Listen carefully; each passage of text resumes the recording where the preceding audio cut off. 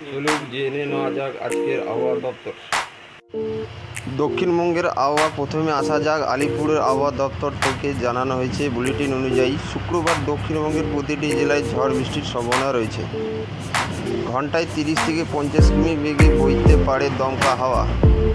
পশ্চিম মেদিনীপুর, বাঁকুড়া, বর্ধমান, পশ্চিম বর্ধমান, উত্তর 24 পরগনা এবং হুগলি ঝড় বৃষ্টির সম্ভাবনা বেশি।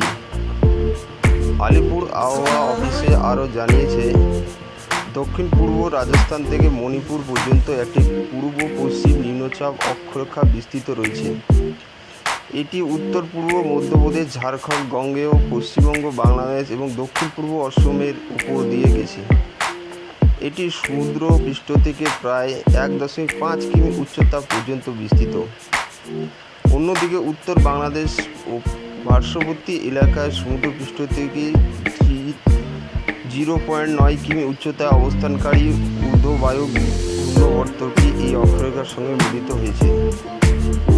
বঙ্গোপসাগর থেকে অনুকূল বায়ুপ্রবাহ ও আর্দ্রতার অনুপ্রবেশের কারণে আজ দক্ষিণবঙ্গের কয়েকটি জেলায় প্রবল দমকা হাওয়া সহ বৃষ্টির সম্ভাবনা রয়েছে।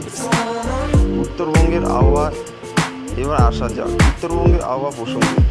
আজ বজ্রবিদ্যুৎ সহ বৃষ্টির সঙ্গে ঘন্টায় 40 থেকে 50 কিলোমিটার বেগে ঝড়ো হাওয়া বইতে পারে দার্জিলিং, জলপাইগুড়ি, কালিম্পং, কোচবিহার এবং আলিপুরদুয়ার জেলায়। উত্তরবঙ্গের জেলাগুলিতে আগামী 7 দিন বড় ধরনের তাপমাত্রার পরিবর্তনের সম্ভাবনা নেই। আগামীকালের আবহাওয়া এবার জেনে নেওয়া যাক। শনিবার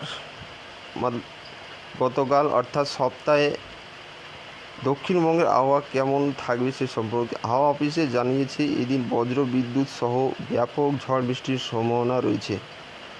মুর্শিদাবাদ, বীরভূম, পূর্ব বর্ধমান এবং নদিয়া জেলায় বাকি জেলাগুলির আবহাওয়া মোটের ওপর শুষ্ক থাকবে। উত্তরবঙ্গের কথা বলে শনিবার থেকে আবার ভারী বৃষ্টির ত্রিকুটি রয়েছে দার্জিলিং এবং জলপাইগুড়ি জেলায়। এছাড়া ঘন্টায় 40 থেকে 50 কিলোমিটার বেগে ঝোড়ো হাওয়া বইতে পারে দার্জিলিং, জলপাইগুড়ি, কালিম্পং, কোচবিহার এবং আলিপুরদুয়ার জেলায়। বাকি অন্য কোনো জেলায় ঝড় বৃষ্টির তেমন কোনো সম্ভাবনা নেই। ধন্যবাদ।